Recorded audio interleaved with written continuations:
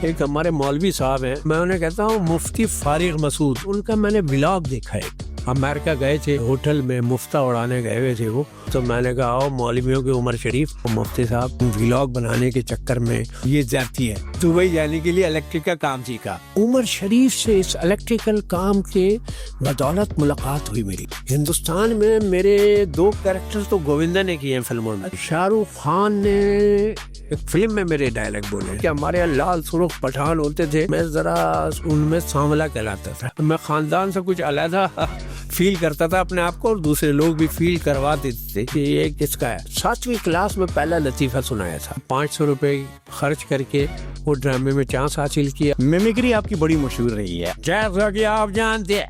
अब मैं ज्यादा नहीं हूँ, मगर आप भी डरता वरता किसी से नहीं हूँ। परवेज मुशर्रफ साहब मेरे अजीज भी लगते हैं। मुझे एक्टर बनाने में W11 का बड़ा हिस्सा है। स्क्रिप्ट वैगन में याद करता था, पुलिस वाले तंग करते थे, लेकिन W11 में सिर्फ तफरी थी। उस W11 ने बेशुमार आर्टिस्टों की तरबियत भी की। बाज तो आर्टिस्ट उसमें ऐसे बने जो मेरी कैसेट सुन के आर्टिस्ट बने, उन्होंने कॉपी करना शुरू की। अब उमर भाई या मोइन भाई है, उसमें जगह नहीं मिल रही मुझे। बहुत ज्यादा अच्छा हो गया तो सीन कट भी जाते थे। बिठा के W11 में तुझको मैं घुमाऊं, कराची चल, कराची चल, कराची चल, कराची चल। यंगस्टर्स और तलांजुम के फैन हैं जो कराची चल है। बेसिकली भाई कराची यहाँ से चला है पहले। बेशुमार लोगों ने कॉपी की। आर्टिस्ट क्रेडिट को लेके बहुत ज्यादा सेंसिटिव होता है। ये जो कपिल शर्मा शो कर रहा है, ये शकील सिद्दीकी शो करना था। शकील को या कॉमेडियंस को उस लेवल पे नहीं लिया जाता, वरना शकील का बड़ा मुकाम होना चाहिए। ऐसी क्या चीज हमारी इंडस्ट्री के अंदर के वो जो एकदम से ऊपर जाने लगती है वापस गिर जाती है। एलियट्स हमारे कॉमेडी से भागते थे हमारी। हम बड़ी क्लासेस में खो गए। गोरा आके मुझसे राब्ता कर रहा है, लेकिन जियो ने डॉक्यूमेंट्री बनाया, किसी ने मेरा जिक्र तक नहीं किया है। इंसान अगर है तो दुख और सुख सब जिंदगी में। मेरी वाइफ कैंसर में थी, रूम से बाहर निकल के रो रहा हूँ। फिर जब कमाने जा रहा हूँ तो एक रेजिस्टेंस मेरे दिमाग में है कि मेरे चेहरे पे मुझे हंसाना है, दुख और तकलीफ का कोई एहसास ना हो। यानी रात भर कमाता था, सुबह गड्डी लेके हॉस्पिटल जाता था, वहाँ खर्च कर देता है। बेशुमार आर्टिस्ट मेरी गालियों से बन गए। नहीं, उस्तादों की डांट में जो है ना वो एक तरबियत ही होती है। पाकिस्तान के 3 आर्टिस्टों को ये ऑनर हासिल है और तीसरा मैं। तो कैसेट ने मुझे हीरो बना दिया, W11 ने।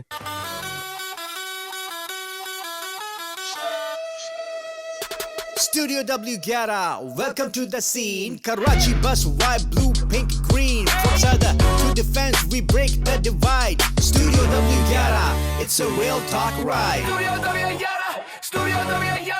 अस्सलाम वालेकुम दोस्तों, मैं हूं Shahzan Salim Jozi and welcome to another episode of studio W11। भाई नॉस्टैल्जिया की जब बात होती है ना तो W11 बस कराची की जो आइकॉनिक बस है हमारी, उसका जिक्र जरूर होगा। और जब W11 का जिक्र होगा तो फिर W11 के ने वो जो 80s और 90s के मशहूर गाने उनका जिक्र भी होगा। जब गानों का जिक्र होगा तो कैसेटों का जिक्र भी आएगा, और जब कैसेट का जिक्र आएगा तो FM W11 का जिक्र कैसे नहीं हो सकता। FM W11 के पीछे जो पूरा एक शख्सियत है जिन्होंने W11 को ना सिर्फ कराची की सड़कों से पूरे मुल्क में बल्कि इंटरनेशनल W11 को एक आइकन बनाने में एक इतना अहम किरदार अदा किया है, जिसके बारे में हम आज बात करेंगे। हमारी खुशनसीबी कि हमारे बीच में आज पाकिस्तान के कॉमेडी इंडस्ट्री के एक बहुत बड़ा नाम मिस्टर सलीम आफरीदी साहब मौजूद है। हमारे आज के पैसेंजर सलीम भाई, अस्सलाम वालेकुम and welcome to studio W11। हाँ जी, अस्सलाम वालेकुम और वेलकम W11। और मुझे बड़ी खुशी है कि W11 स्टूडियो में आज मैं जो जी के सामने बैठा हूँ, और जो जी में आए वो पूछो। मैं आपको मजे की स्टोरी बताऊं। जो स्टूडियो हमारा डिज़ाइन हो गया था ना मेरा, तो मैंने सबके लिए सरप्राइज रखा था, इवन अपने वालिद के लिए भी सरप्राइज रखा था मैंने। स्टूडियो उनको पॉडकास्ट में इनवाइट करने से 2 दिन पहले मैंने उनका आके दिखाया। मैंने कहा मैं बहुत महीने से चीज़ पे काम कर रहा हूँ, आप आके ज़रा एक चीज़ देखें। जब उन्होंने देखा, उन्होंने यार स्टूडियो W11 बस देख के बड़ा फैसिनेट हुए हैं। उन्होंने बाहर को छूटते पता क्या बोला, उसमें लगा यार सलीम आफरीदी सबसे पहले FM W11 स्टूडियो W11 ये शुरुआत होनी चाहिए। शुरुआत ऐसी होती, मैंने कहा लेकिन मैं आपकी दुआओं से शुरू करना चाहता हूँ। तो मैंने कहा पहले तो मेरे जो गेस्ट थे वो आप बैठेंगे। ये बड़ी बात है, और अब्बू तुम्हारे ज़ाहिर है बड़ी बरकतें होती हैं जब वालिद की दुआओं के साथ कोई काम शुरू किया जाए। और वो तुम्हारा बड़ा अच्छा वायरल भी हुआ है, जो वालिद ने तुम्हारे बातें की हैं और जो शिकायतें की हैं आर्ट्स काउंसिल के हवाले से, तो वायरल हुई है। और इंशाल्लाह ताला बहुत अच्छा जाएगा। और मुझे लोगों ने बड़ी शिकायत भी की, देखो यार वो W11 वो देखो सलीम जावेद का बेटा। अरे मैंने कहा W11 मैंने कोई ये ख़रीदी भी थोड़ी है, ये तो कोई भी, या तो मैं इस्तेमाल कर रहा हूँ कोई W11 के हवाले से तो बात बनती है, लेकिन W11 वो अच्छा है, मैंने नहीं तो मेरे किसी भाई ने किया है, क्योंकि W11 और ट्रांसपोर्ट कल्चर के हवाले से और ये ट्रक आर्ट के हवाले से ये दुनिया में इस वक्त बड़ा नाम है पाकिस्तान का, बेशक, और काम हो बेशक। रहा है। तो आपने किया, बर्बाद किया, बहुत अच्छा लग रहा है और बहुत खुशी है मुझे। नहीं, हमारी as a artist, as a producer, मेरी खुद की रिस्पॉन्सिबिलिटी बनती है, क्योंकि मेरे वालिद ने पूरी ज़िंदगी अपने सीनियर्स की रिस्पेक्ट की है और मुझे भी वही सिखाया कि सीनियर्स की रिस्पेक्ट करनी है। और जहाँ क्रेडिट ड्यू होता है वहाँ क्रेडिट देना बहुत ज़रूरी होता है, क्योंकि आर्टिस्ट सबसे ज़्यादा सेंसिटिव होता है अपने क्रेडिट को लेकर कि यार एक चीज़ पर मैंने मेहनत की है।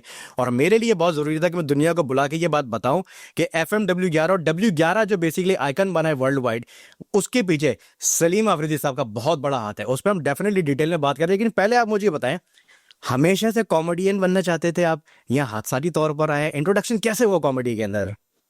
बात दरअसल ये है कि मैंने मुख्तलिफ शोबों में ट्राई की। हम आप को जानते हैं, आफरीदी पठान है और हमारी फैमिली में, ख़ानदान में हमेशा फोर्सेस से लोग होते थे, फ़ौज या पुलिस में। मेरे वालिद साहब भी पुलिस में थे जब मेरी पैदाइश हुई।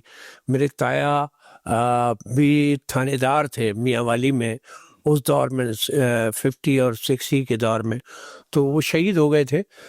फिर मेरे वालिद साहब ने पुलिस की नौकरी छोड़ दी और अयूब खान ने अवार्ड भी दिया, मेरे वालिद साहब को तरक्की भी दी। तो हमारे यहाँ फौज में जनरल कर्नल से लेके, सिपाही से लेके, पुलिस में IG से लेके सिपाही और हवलदार तक मेरे ख़ानदान में लोग हमेशा रहे हैं। लेकिन एक तो मेरा हवाला ये था कि मैं ख़ानदान में सबसे अलहदा था, उस हवाले से कि हमारे यहाँ लाल सुर्ख पठान होते थे और मैं ज़रा उनमें सांवला कहलाता था। अच्छा, तो नाक नक्शा जैसा भी हो, लेकिन पठान वही आफरीदी। बिल्कुल, नाम तो है। इस हवाले से मैं ख़ानदान से कुछ अलहदा फील करता था अपने आप को, और दूसरे लोग भी फील करवा देते थे कि ये किसका है, ये कौन है, ये इस रंग का आदमी हमारे ख़ानदान में कैसे आ गया। तो मेरे पे और रंग चढ़ने से ना, W11 का ये रंग चढ़ना था। तो मैंने मुख्तलिफ शोबों में 6ठी 7वीं 8वीं मैं 7वीं क्लास में पहला लतीफ़ा सुनाया था। अच्छा, हाँ जी, और बाकायदा एक्टिंग करते हुए वो रोने का कोई सीन था, तो जब मैं रोया हूँ उसमें तो वो लोग हंसने लगे क्लासरूम। मैंने मिस को बोला, मैंने कहा ये सारे हंस रहे हैं यार, मैं क्या सुनाऊँ लतीफ़ा। कह रहे लतीफ़ा हंसने के लिए होता है। तो फिर वहाँ वो मुझे याद है। लेकिन मैंने नात ख़्वानी में, पेंटिंग में और खेलों में, मुख्तलिफ शोबों में ट्राई की है। लेकिन वो ये कि जब मैंने first time stand up comedy की तो बेइंतहा पसंद की गई। ख़ानदान में बाहर से लोग आए हुए थे और मैं डांस करता था, यानी शुरू में मेहंदी वेंदी में डांस वांस ये वो। फंक्शन में मेरा भाई होता था अकबर खान, तो डांस करता था। लेकिन क्योंकि W11 में सफ़र करता था और स्टाफ से लेके घर तक मैं सिर्फ मुख्तलिफ कैरेक्टर्स की नकलें उतारता हुआ और रात के अंधेरे में घर जा रहा होता था, तो वो मेरे काम आया। कुछ लतीफ़े याद किए हुए थे मोइन अख्तर के, सलीम छबीला के, तो वो मैंने उस फंक्शन में सुनाया। फरमाइश हुई कि कोई कॉमेडियन नहीं है, तो मेरे भाई ने मुझे चढ़ा दिया। लेकिन जो मैंने ज़िंदगी में पहली दफ़ा वो माइक का सामना हुआ, और उस दौरान वो दूसरे माइक होते थे, वो मस्जिद के जो स्टैंड और भोपू वाले माइक जो होते थे, एम्पलीफायर और जी लगा हुआ। हालांकि वो PCHS सोसाइटी में फंक्शन था और सारी फैमिली बाहर से आई हुई थी, ख़ानदानी था अपना, तो बहुत पसंद किया गया। तो मैं पक्का हो गया, अगले शो से अपने लतीफ़े मनाने शुरू कर दिए। और ये कोई मैट्रिक इंटर के दौरान की बात है। ज़बरदस्त। इसी को कंटिन्यू करते हैं, स्टेज ड्रामा तक कैसे पहुंचे फिर? स्टेज ड्रामा भी पहली दफ़ा मेरे भाई अकबर खान ने दिखाया। उमर शरीफ का वो बड़ा दीवाना था, मरहूम का, अल्लाह ने बख्शिश फरमाया उनकी। मेरा भाई भी इंतकाल कर गया। अकबर खान बड़ा आर्ट का एक बड़ा नाम था, वो एक्टर भी था और जनाब पेंटर भी था, मुजस्समा साज भी था, और पता नहीं क्या क्या गुण थे, और बड़े बड़े लोग उसके दीवाने थे। लेकिन बहुत सादा आदमी था। उसने मुझे उमर शरीफ का ड्रामा दिखाया। फिर मैंने मोइन अख्तर भाई का ड्रामा देखा तो मुझे अच्छा लगा। वो तो बहुत दीवाना था। फिर जो इब्तिदाई तौर पर प्लेज होते हैं, वनडे प्लेज होते थे, उसमें मुझे एक डायरेक्टर मिल गए, सलीम अंजान साहब। तो मैं अकबर को भी ले गया और भी 1-2 दोस्तों को ले गया। तो हमने 500 रुपये खर्च करके वो ड्रामे में चांस हासिल किया और उसमें इनाम भी लिया फिर एक कैरेक्टर करके। जबरदस्त। तो ड्रामों का सफ़र यूँ शुरू हुआ और मुसलसल होते ही चला गया। फिर दूसरा ड्रामा, फिर तीसरा ड्रामा। मैंने दूसरे ड्रामे में पहला अवार्ड लिया, तीसरे ड्रामे में भी अवार्ड लिया, यानी पहले 2-3 आर्टिस्टों में भी रहा हूँ। तो वो टैलेंट था कुछ अंदर। मिमिक्री आपकी बड़ी मशहूर रही है, आपने मिमिक्री भी काफ़ी किया आपने, आप कैरेक्टर्स बड़े अच्छे अच्छे प्ले करते थे आप उसके अंदर। मुशर्रफ साहब का आपका कैरेक्टर बड़ा मशहूर हुआ है उसके अंदर, वो उसकी क्या स्टोरी थी, क्या लगा कि मुशर्रफ साहब का कैरेक्टर, क्या उसका सफ़र रहा? देखिए, मैं मुख्तलिफ सैम्पल्स तो निकालता था, यानी पठान उर्दू कैसे बोलेगा, अंग्रेज़ कैसे बोलेगा, बंगाली कैसे बोलेगा, ये सब मिमिक्री से कोई ताल्लुक़ नहीं था मेरा। और ये तो हिंदुस्तान में जनाब मैं जब कॉमेडी सर्कस के लिए गया तो मुझसे फरमाइश की गई कि हम यार एक कैरेक्टर कराना चाह रहे हैं मुशर्रफ का, और हमारी जो सोनिया गांधी हैं उनका हम पेयर चला के उसमें कुछ कॉमेडी निकालना चाह रहे हैं। जनरल मुशर्रफ साहब उस वक्त फौजी अपने सरबराह भी थे और मुल्क के भी सरबराह थे, सदर थे। तो मैंने कहा ये बड़ा हसास टॉपिक है और दोनों जो मुल्क के हालात हैं वो इस बात के मुतकाज़ी हैं कि इस पे कोई बात ऐसी ना की जाए वरना एक दूसरे की बेइज्जती, क्योंकि कॉमेडी। तो फिर कहने लगा हाँ यार यही तो मसला है, हम पिछले सीज़न में भी कराना चाह रहे थे, राइटर से हमने लिखवाने की कोशिश की लेकिन राइटर बैठ गए, वो नहीं लिख पा रहे कि वो कोई मुतनाज़ा चीज़। तो मैंने कहा वो राइटर कहाँ है, उसे बुलाओ। तो वो राइटर अपने लैपटॉप में 2-4 किस्म की मालूमात लेकर आया और सोनिया गांधी और उसके बेटे के हवाले से। तो यहाँ मेरा एक शागिर्द था, मैं मिमिक्री नहीं करता था कैसेट में, मैंने हमेशा मुख्तलिफ नए आर्टिस्टों को मौका दिया जो मुख्तलिफ एक्टर्स की लोगों की प्ले करते थे। हाँ, तो मेरा एक लड़का यहाँ मिमिक्री करता था जो मैंने W11 में कराया हुआ था। तो उससे मैंने बोला, मैंने कहा यार ये मुशर्रफ के पहले अल्फाज बता क्या मिमिक्री करता है। उसने बताया बिस्मिल्लाहिर्रहमानिर्रहीम, जैसा कि आप जानते हैं अब मैं सदर नहीं हूँ मगर अब भी डरता वरता किसी से नहीं हूँ, मैंने कमांडो ट्रेनिंग ली हुई है, 3 जंगें भी लड़ी हैं। फिर जनाब उसकी मैंने ये स्टार्ट, उसने ये लफ्ज़ बताए और फिर मैंने कहा वो राइटर बुलाओ। मैंने रातों रात वो राइटर की जो मालूमात थी इंडिया और सोनिया गांधी, उनके बच्चे और उनके सियासत के हवाले से वो लिया और फिर मैंने लिखना शुरू किया। और फिर माशाल्लाह बस मुझे नींद ही नहीं आ रही, सुबह 9 बजे तक लिखता रहा, फिर लेटा, फिर ख्याल आया, फिर उठ गया, फिर लिखता रहा। तो 11 बजे तक इस दौरान प्रैक्टिस भी करता रहा। वो मुशर्रफ का मैं बताऊं, मैं उसका फ़ैन भी था मुशर्रफ साहब का। और इत्तेफाक ये है कि मुशर्रफ साहब, परवेज़ मुशर्रफ साहब मेरे अजीज़ भी लगते। अच्छा माशाल्लाह, क्या क्या रिलेशन था आपका? मेरे साले हैं एक एयर कमोडोर अंजुम अयाज, उनके वो यानी उनकी कज़न से मेरे साले की शादी हुई, हुफिज़ाद बहन। तो इस हवाले से फ़ौज में दोनों थे तो वो रिश्ता भी था, मुलाकात नहीं हो सकी लेकिन मैं उनका फ़ैन था। तो फिर मैंने कॉपी की और जनाब मेरे साथ शकील सिद्दीकी और भी आर्टिस्ट थे पाकिस्तानी, वो सब हैरान रह गए, यार क्या गेटअप है, तो बिल्कुल मुशर्रफ लग रहा है। तो ये फर्स्ट टाइम मिमिक्री की थी किसी भी कैरेक्टर की, किसी भी ढाबे में। ज़बरदस्त, क्या जर्नी है माशाल्लाह से।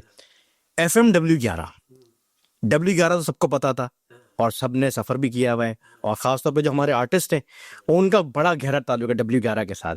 आपको माइंड में कैसे ये आइडिया है कि यार W11 को मैंने FM W11 कन्वर्ट करना है, क्योंकि कैसेट में तो गाने होते थे, गाने सुनने का पता है, कैसेट खरीद रहे गाने, लेकिन आपने एक ऐसा ट्रेंड मार्केट में इंट्रोड्यूस करवा दिया है कि अब लोग कैसेट सिर्फ गाने के लिए नहीं सुन रहे, लोग कैसेट कॉमेडी के लिए भी खरीद रहे हैं, नज़में सुनने के लिए, शायरी सुनने के लिए, होस्टिंग हो रही है, उसके अंदर कैरेक्टर्स हो रहे हैं जो हम लोग टीवी पे देखते हैं आज कि जो 2 कैरेक्टर आपस में कर रहे हैं, वो अब कैसेट पे लिया है। कैसे ये आ गया माइंड में आइडिया और उसका क्या पीछे इसकी असल बनतक में थी? हम लोग हमारा पूरा बिरादरी रहती थी एक, अफरीदियों का, और यूसुफ जई भी थे, पठान थे, हमारे सारे रिश्तेदार। तो अल्लाह वाली पे हम शिफ्ट हो गए क्योंकि ख़ानदान के करीबी बच्चे मेरी माँ जवान करना चाहती थी ताकि ख़ानदान की तरबियत हासिल रहे। तो W11 में सफ़र हमेशा रहा और वो खूबसूरत गाड़ी थी, ये कलरफुल गाने भी बज रहे हैं, ये भी बज रहे हैं। मुझे एक्टर बनाने में W11 का बड़ा हिस्सा है। मैं जब थिएटर ड्रामे करता था W11 में जाता था, स्क्रिप्ट वैगन में याद करता था, और वापसी में भी 3-4 जब बज जाते थे तो मैं W11 ही में आता था, क्योंकि फुल टाइम सबसे बड़े 24 घंटे, ऑलमोस्ट 24 घंटे चलती थी वो हाँ। गाड़ी चलती थी। और मैं 3-4 बजे, क्योंकि बाइक पे भी नहीं आ सकते थे और जनाब रक्षों में भी पुलिस वाले या फिर डाकू ये तंग करते थे, लेकिन W11 में सिर्फ तफरी थी। तो वापसी में भी मैं स्क्रिप्ट याद करता हुआ घर जाता था।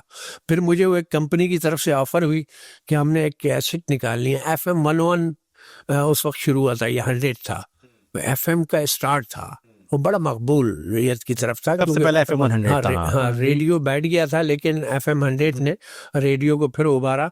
तो मुझसे कहा यार ऐसा कोई एल्बम करना है। तो फिर कंपनी के बंदे ने, वो मेरा बड़ा दीवाना था थिएटर प्लेस दे देख के, तो मैंने कहा इसका नाम रखेंगे FM W11 और अस्सलाम वालेकुम लालू खेत, क्योंकि वो अस्सलाम वालेकुम पाकिस्तान था। तो जिसके थ्रू मेरी बात हुई उसने कहा यार ये कोई W11 है, लोकल में थोड़ी कैसेट बजनी है। नाम वो कंपनी का जो मालिक था वो लालू खेती था, वो समझ गया। उसने कहा सलीम भाई जो बोल रहे हैं वही नाम होगा। और वो भाई 5 खाके उसने लिखे, जो हमारा पहले से वो रेडियो आर्टिस्ट था और जो मेरे पास ये कैसेट लेकर आया था, और 5 आइटम मैंने लिखे। 10 होते थे, 10 गाने और 10 आइटम, और 1-1 मिनट के होते थे। लेकिन जो मैंने लिखे वो बड़े पसंद किए गए, तो अगली वो हिट होने लगी कैसेट।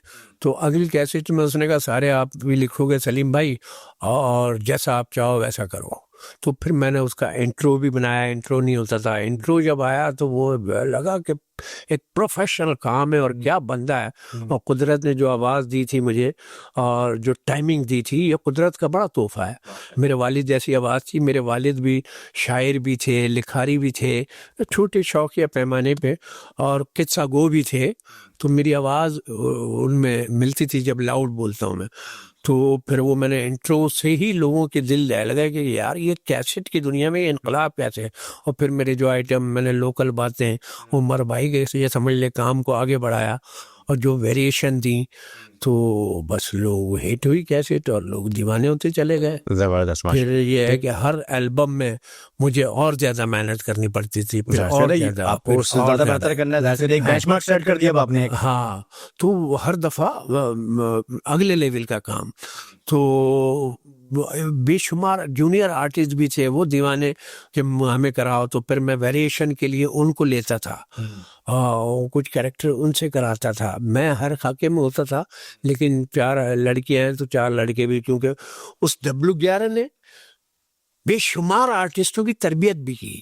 ग्रूमिंग हुई है उनकी आपके अंडर। वो देखे स्टूडियो में आ रहे हैं, कुछ नहीं हो रहा, अब एक दफ़ा सीख लिया, अगली दफ़ा मैं उनसे करा रहा हूँ। अभी हमारे बेशुमार आर्टिस्ट, खावर हसन एक होता है, हाँ वो रेहान जमाल एक लड़का होता है।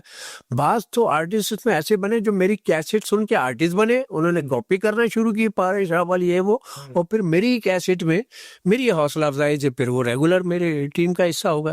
तो बेशुमार आर्टिस्ट हैं, जो जाकिर मस्ताना, परवेज सिद्दीकी, जिसने जब जब जो फरमाइश की मैंने कहा आ जाओ। तो बेशुमार आपने एक प्लेटफॉर्म बना दिया कि मतलब अगर स्टेज नहीं मिल रहा आपको, तो आपको हम कैसेट प्लेटफॉर्म दे रहे हैं ताकि लोगों तक आवाज पहुंचे। अच्छा, ये बड़ी मजेदार बात है। स्टेज का ताल्लुक क्योंकि ऐसा होता है, उसमें मुख्तलिफ अफराद होते हैं, टीम का सरबराह कोई है, अब उमर भाई है, मोइन भाई है, और बहुत सारे आर्टिस्ट हैं, तो उसमें जगह नहीं मिल रही मुझे, जो या मेरा जो टैलेंट था वो भरपूर दिखाने का मौका नहीं मिल पा रहा था। बहुत ज्यादा अच्छा हो गया तो सीन कट भी जाते थे। ये बड़ा होता है अक्सर। हाँ, किसी से बड़ा लाफ्टर नहीं ले सकते थे, वरना वो सीन कट जाता था। बहुत सारे लोग पीछे भी थे, लेकिन उस कैसेट ने मुझे इतना स्टैंड दिया कि ऑडियंस में स्टेज पर आता था तो लोगों को वालियाना तालियां, इस्तकबाल। तो कैसेट ने मुझे हीरो बना दिया W11 ने, तो मैं क्यों W11 पे फख्र नहीं कर। माशाल्लाह, क्या बात है, जबरदस्त। आज तक याद है हमें W11 FM आपका। ये बताएं कि आजकल के दौर में तो जैसे यूट्यूब पे कोई भी स्किट आ गई, कुछ भी, तो वो वायरल कहलाती है, वायरल हो गई। उस दौर में कौन सा आइटम आपका सबसे ज्यादा वायरल हो, जिस पे लोगों ने बार बार कैसेटें खरीदी हो? इत्तेफाक ये है कि कोई एक नहीं है। हर एल्बम में हर मिजाज के, हर उम्र के लोगों का काम होता था, यानी बच्चों का भी कोई ना कोई पसंदीदा आइटम होता था और मिडिल जो एज के लोग थे उनका भी कोई ना कोई पसंदीदा, खवातीन का भी कोई पसंदीदा और कोई बुजुर्गों का भी पसंदीदा। चल कराची जो मेरा गीत है, पोइट्री है, कराची की जो नज़म है, हो जाए थोड़ी वो बिठा के W11 में तुझको मैं घुमाऊं कराची, चल कराची, चल कराची, चल कराची चल, यही मेरा लंदन है, यही बनेगा पेरिस कल, चल कराची, चल कराची, चल कराची चल। लालू खेत यहाँ का दिल है, देख जरा तू आके, समंदर भी दिखलाऊंगा जानी सीवी पे ले जाके, हुसैनाबाद और बंद रोड के खाने तुझे खिला के, फिल्में भी दिखाऊंगा तुझको बंदर रोड ले जाके, कायद का मज़ार यहाँ पे गाजी का दरबार है, आना है तो आज ही आजा वरना तू पछताएगा कल, चल कराची, चल कराची, चल कराची चल।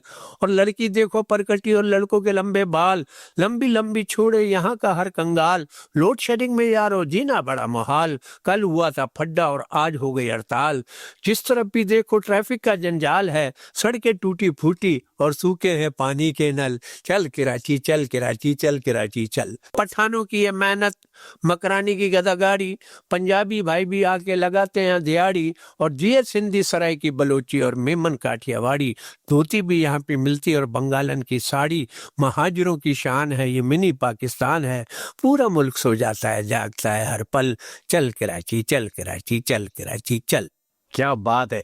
तमाम वो लोग जो यंगस्टर्स और तलंजुम के फैन हैं जो कराची चल है, बेसिकली भाई कराची यहाँ से चला है, पहले कराची चल वहां बाद में, यहाँ से पहले चला है। बस बेशुमार लोगों ने कॉपियाँ की जी। और पिछले साल अभी 4-6-8 महीने पहले मुझे बड़ी हैरत हुई, एक हमारे मौलवी साहब हैं मुफ्ती तारिक मसूद साहब, जी जी जी, मैंने बड़े टाइमिंग बड़ी जबरदस्त उनकी भी वैसे। ओ मुझे लगता है कभी खबर वो कॉमेडियन शायद बनना चाहते थे पहले। W11 में घूमे और उन्होंने मेरे कैसेटें भी सुनी है, और मैं उन्हें कहता हूँ मुफ्ती फारिग मसूद, क्योंकि वो अब व्लॉग भी बनाते हैं और सोशल मीडिया के लतीफ़े भी सुनाते हैं। एक जगह अवार्ड ले रहे थे, मेरा भी अवार्ड था मेरिट में, और वो मैं अवार्ड लेके उतर रहा था, वो चढ़ रहे थे, तो मैंने कहा आओ मौलवियों की उमर शरीफ, तो बड़ा मुस्कुराते हुए उन्होंने अवार्ड लिया।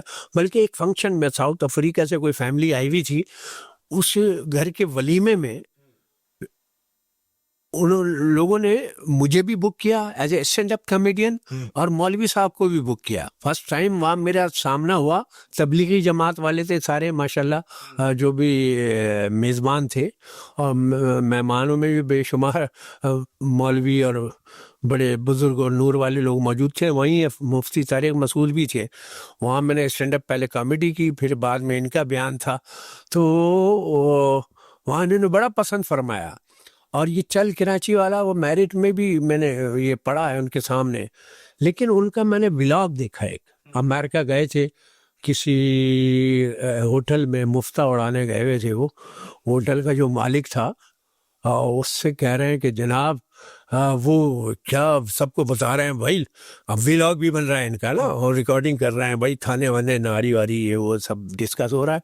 फिर कहना मियाँ ये जो मालिक हैं होटल के, और इन्होंने चल कराची एक शायरी की है, क्या गजबनाक शायरी है, मियाँ सुनाओ तुमने क्या? वो बड़े फ़ख्र से, हाँ जी ये मैंने लिखी थी, और मैंने जब जहाज़ में सुनाई एक दफ़ा लोग दीवाने हो गए, और ये बोलेगा पढ़े, अरे यार सुनाओ यार सुनाओ।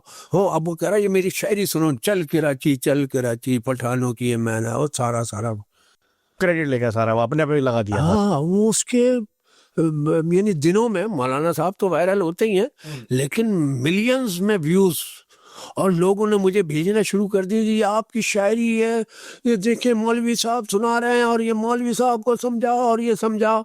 तो मेरी मुफ्ती तारिक मसूद साहब पे दायर है तो कुछ गुस्सा भी आया। मैंने कहा एक इनके खिलाफ व्लॉग बनाते हैं, और वो जब मैंने सुनी, और व्लॉग बल्कि मैंने बना ही रहा था कि जनाब अली, फिर मुफ्ती साहब पे कोई और मुसीबत, कोई उनके बयान पे बड़ी वो कंट्रोवर्सी हो गई, और बहुत उनके कत्ल के फतवे जारी हो गए, और मुफ्ती साहब वो रो के माफ़ी वाले बयान उनके आ रहे हैं। मैंने कहा यार ये तो वक्त नहीं है कि मैं इनके ख़िलाफ़ कोई व्लॉग बनाऊं या कोई बात करूं, वक्त आएगा तो आज वो वक्त आ गया है। तो मैं बता रहा हूँ मुफ्ती साहब, आपने खुद भी सुनी हुई है शायरी, लेकिन व्लॉग बनाने के चक्कर में आपने मेरा इतना, क्योंकि मुझे किसी भी काम पे फ़ख्र है ना, तो मेरे शहर के लिए मैंने जब ये गीत लिखी, ये नज़म लिखी, तो इस पे मुझे फ़ख्र है। और ये हर साल वायरल होती रहती है, मिलियंस में हो रही होती है, मुख्तलिफ़ शक्लों में हो रही होती है।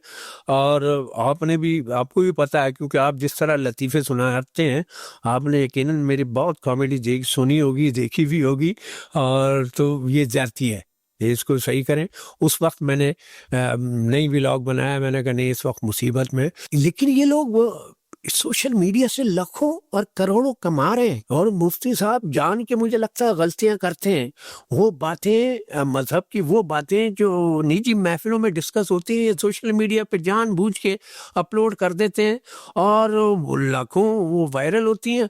और फिर जनाब मज़ेदार बात यह है कि जो बाद में माफ़ी वाले व्लॉग बनाते हैं, वो और मिलियंस में वायरल हो रहे होते हैं, यानी वो माफ़ी से भी करोड़ों कमा रहे हैं वो। तो आपको लगता है कि जैसे ये स्ट्रैटेजी है? मुझे लगता है क्योंकि मैं जैसा आदमी हूँ, मेरे 32 वॉल्यूम FM W11 के माशाल्लाह। और 50 के करीब टोटल और भी मेरे एल्बम थे। तो मैंने इन 50 एल्बम में कभी कोई मुतनाज़ा बात नहीं की। बहुत सारे मौज़ूआत डिस्कस किए, बहुत सारा माशरे को शऊर भी दिया, और हर उम्र के अफराद के लिए। लेकिन कभी कोई कंट्रोवर्सी ना, कोई बात रिपीट की, क्योंकि जो कोई भी फनकार होता है या जाकिर होता है, उससे पता होता है मैंने कितना और क्या बात डिस्कस करनी है। तो मेरे ख्याल से ये जो बातें ऑन एयर नहीं जाना चाहिए, वो जानबूझ के ऑन एयर कर देते, मुतनाज़ा सी बात, ताकि वो भी वायरल हो और फिर उसके बाद वो माफ़ी भी वायरल हो। तो ये तो जाती है ना। जैसे कि मैंने शुरू में बताया है कि आर्टिस्ट क्रेडिट को लेके बहुत ज़्यादा सेंसिटिव होता है, क्योंकि वो जो काम होता है ना उसका, वो सिर्फ उसका काम नहीं होता है, वो उसकी फीलिंग्स होती हैं, वो उसके एक्सप्रेशंस होते हैं। आर्ट जो होता है वो एक्सप्रेशंस का एक मीडियम होता है, और आर्टिस्ट सिंगर हो, लिरिसिस्ट हो, कमेडियन हो, जो वो लिखता है बेसिकली वो उसके एक्सप्रेशंस हैं, उसके दिल के जज्बात हैं, और फिर उसको इस तरीके से अपना नाम कर लेना, तो ये उसके जज्बात से खेलने की बात होती है। और फिर ये ऐसी ये क्रेडिट है, मैं समझता हूँ मेरे बाद भी ये शायरी, शेर, ये मुल्क अल्लाह करे ता क़यामत कायम रहे, तो आमीन। हमेशा वो शायरी मेरी एवरग्रीन है। एवरग्रीन वाली कैफियत है। तो ये क्रेडिट किसी और को देना ठीक है, कमा लिया, लेकिन आप तरदीद तो कर देना, आप बता दें, आप तो जानते हैं। चलिए जी मुफ्ती साहब, आपसे रिक्वेस्ट है हमारी, आप बड़े प्यारे हैं और आप बड़ी मज़ेदार की बातें भी करते हैं, तो थोड़ा सा यहाँ पे जो है ना, ये हमारे लेजेंड है, हमारा आसमान मुल्क का। मैं आपका दीवाना हूँ, मेरी फैमिली भी दीवानी है, और जिस टाइप के मौज़ूआत आप डिस्कस करते हैं और जो थंबनेल होते हैं ना, कोक शास्त्र भी शर्मा जाए। हमेशा से कॉमेडियन बनना चाहते थे आप? मैं दुबई जाने के लिए इलेक्ट्रिक का काम सीखा, उसका डिप्लोमा किया। मेरे कज़न थे, मेरे एक भाई IG इस्लामाबाद रहे, ताहिर आलम खान, उनके बड़े भाई थे, उनका रियाज में बड़ा वर्कशॉप था इलेक्ट्रिकल वर्क का। तो उन्होंने कहा इसे इलेक्ट्रिक का काम सिखाओ, मैं इसे यहाँ बुला लूँगा। मैं शायद इंटर में था उस वक्त, सिराजुद्दौला कॉलेज में पढ़ता था। तो मैंने फिर वो डिप्लोमा किया इलेक्ट्रिक वायरिंग का, और फिर मैंने कले से प्रैक्टिकल भी कराओ। तो मैं फिर एक उस्ताद नूर भाई थे, उनके पास लग गया, और फिर मैंने वो 3 महीने में फुल कारीगर हो गया। फिर उस काम में मेरे कई शागिर्द उस काम में भी हुए। उमर शरीफ से इस इलेक्ट्रिकल काम के बदौलत मुलाकात हुई मेरी। अच्छा, कैसे, ये क्या स्टोरी है? वही डिस्को बेकरी पे एक शॉप थी इलेक्ट्रिकल, वहीं मेरे ठेके वेके भी चलते थे कुछ। तो दुकान पे कुछ सामान वामान लेने में पहुंचा हुआ था, तो दुकानदार जानता था, अच्छी दोस्ती थी। तो उमर शरीफ के भाई आए, कहीं भैया हमारे बत्ती वत्ती कुछ चली गई है, तो कोई इलेक्ट्रिशियन हो तो ज़रा भेजो साथ, तो वो हमारे बत्ती आ जाए, अम्मा हमारी बड़ी परेशान है। बड़े देसी थे आदमी, पढ़े लिखे थे। तो उन्होंने कहा यार इलेक्ट्रिशियन तो नहीं, सलीम भाई यार ज़रा देख लो। मैं उनके घर गया, वो 2 मिनट में मैंने वो बत्ती फ्यूज़ व्यूज़ का कोई मसला था, तो उनकी किया, और उनकी अम्मा ने बेपनाह दुआएं दी मुझे। क्या कल्चर खातून थी वो, और मुझे नहीं पता कि ये उमर शरीफ का घर है। अच्छा, अभी तक पता नहीं कि उमर भाई से मुलाकात नहीं हुई नहीं अभी तक? नहीं नहीं, उमर शरीफ का घर है। बेटा तू मेरे बेटों जैसा है, बेटा आते जाए तो यही होता है, जाते आते जाते मिल जाया कर, चाय पी जाया कर और ये वो कर। मैंने कहा हाँ माँ, मुझे भी बिल्कुल माँ जैसी लगी। मैं जब जाने लगा तो उमर शरीफ की गाड़ी बाहर देखी मैंने, मैं थिएटर देखता था, उमर शरीफ को भी आते जाते। अच्छा, गाड़ी तो शायद नहीं पहचानता था, लेकिन मैंने उसमें स्क्रिप्ट देखा एक किसी स्टेज ड्रामे का जो पिछले दिनों हो चुका था या हो रहा था। मैंने उनके भाई को बोला कि ये उमर शरीफ की गाड़ी है। कहला हाँ, मेरा छोटा भाई है। हैं? हाँ, ठीक है। फिर वो उस घर में आना जाना शुरू हो गया, अम्मा के पास बैठ के घंटों चाय पीता था। फिर एक दिन कहने उमर शरीफ के कमरे की ट्यूबलाइट ख़राब है, ज़रा जाके सेट तो कर ले, उमर सो रहा है। मैंने कहा वो सो रहा हूँ, डिस्टर्ब हो जाएंगे। नहीं नहीं, वो जाग रहा है, अब जाग गया। क्योंकि हम फनकार है ना, जागने के बाद भी हमारा हर दिमाग वक्त चल रहा होता है, सोच रहे होते हैं, किसी गुम होते कुछ ना किसी कुछ ख्यालात में, अगली हाँ। प्लानिंग, कोई कहानी हाँ। आनी। तो मैंने कहा मैं एक झिझक, क्योंकि मैं उन दिनों तरबियती ड्रामे करता था, ड्रामे कर रहा होता था वनडे प्ले। तो उमर भाई वगैरह कोई नहीं जानते होंगे, ना मशहूर था, क्योंकि इलेक्ट्रिक काम 5-6 बजे के बाद रिहर्सलें और फिर ड्रामे। तो मैं गया कमरे में तो उमर भाई जाग रहे थे, जो आंखें खोले लेते हुए सलाम मैंने किया, वालेकुम, और मैंने वो ट्यूबलाइट स्टूल पे खड़ा हुआ, स्टार्टर हिलाया, ट्यूबलाइट जल गई। ओ थैंक यू, उमर भाई ने कहा। मैं बाहर आया, अरे क्या हुआ अम्मा? अरे अम्मा तो समझ रही कोई अजूबा आदमी है ये, एक लम्हों में मसले हल कर देता है। तो फिर वो चाय भाई, फिर आना जाना, बैठक शुरू हो गई। फिर उनको पता चला, उमर भाई ने एक दफ़ा वहीं रियो ऑडिटोरियम में देख लिया, हमारे साथ ड्रामे करो। आप ड्रामे करते हो यार सलीम भाई? बताया भी नहीं।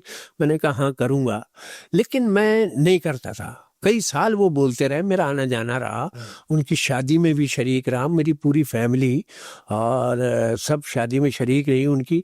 लेकिन मैं ड्रामा नहीं करता था कि यार सिफारिश से ड्रामा क्या, मैंने माँ इसलिए बनाया कि मैं ड्रामे में काम हासिल करूं, और फिर काम आ भी गया तो मेरे को काम आता कहाँ है? मैं उस लेवल का तो काम नहीं कर रहा, क्योंकि उमर शरीफ के होते हुए फिर मेरी क्या ज़रूरत है? अगर मैंने कुछ करना है तो कुछ अलग करूं। तो फिर मैंने सीखे, मेरे पास चांस था, मुझे एक बेसिक मिल गई कि मुझे चांस आखिर मिल जाएगा, लेकिन मुझे काम आता हो। फिर मैंने वनडे प्लेज में बेपनाह मेहनत की, मुख्तलिफ कैरेक्टर्स किए, जो काम उमर भाई नहीं करते थे वो वेरिएशन मैंने की मुख्तलिफ कैरेक्टर्स में। तो और फिर वो फुरकान हैदर साहब ने मुझे ऑफ़र की, फिर मैं उमर भाई के पास गया और कहने ड्रामा करोगे? मैंने कहा आज मैं आया इसीलिए हूँ क्योंकि अब मुझे एज ए आर्टिस्ट मेरा काम देख के फुरकान भाई ने ऑफ़र किया, आपके डायरेक्टर ने, और फिर उनकी गाड़ी में मैं गया हूँ और फिर उमर भाई के साथ ड्रामे शुरू किए। तो शायद इलेक्ट्रिक का काम वो छोड़ इधर लाने के लिए ही अल्लाह ने आपको वरना वकालत शायद पे उमर लगाया। शरीफ से इस टाइप की मोहब्बत, उनकी वालदा से इतने ताल्लुक, इतना बेटा बनाना, ये सब नहीं होता।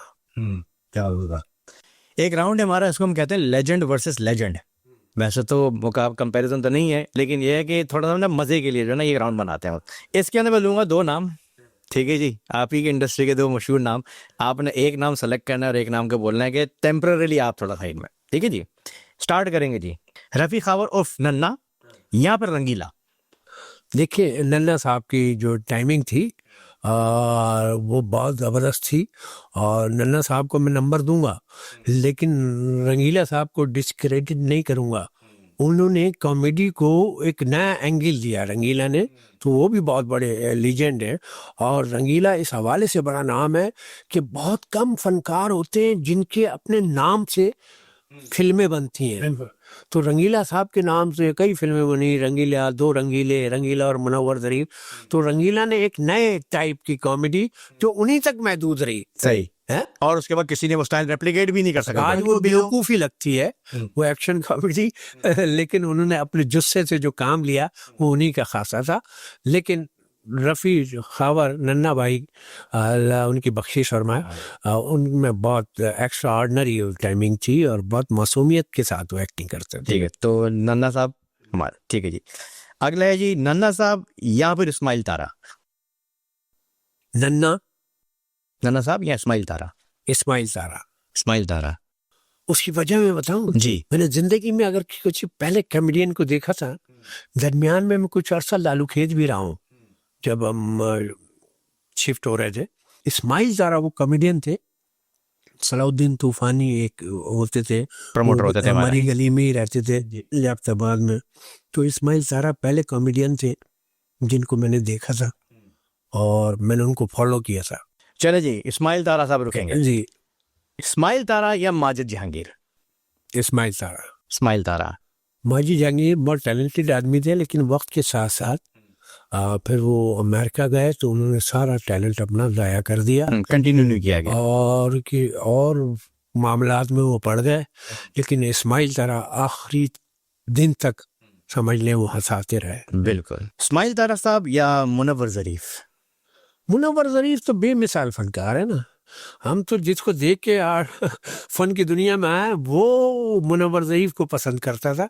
तो मुनव्वर ज़रीफ तो बुनियादी साइंसदान है, कॉमेडी का साइंसदान है, जो जुगत को सिनेमा पे लेकर आए।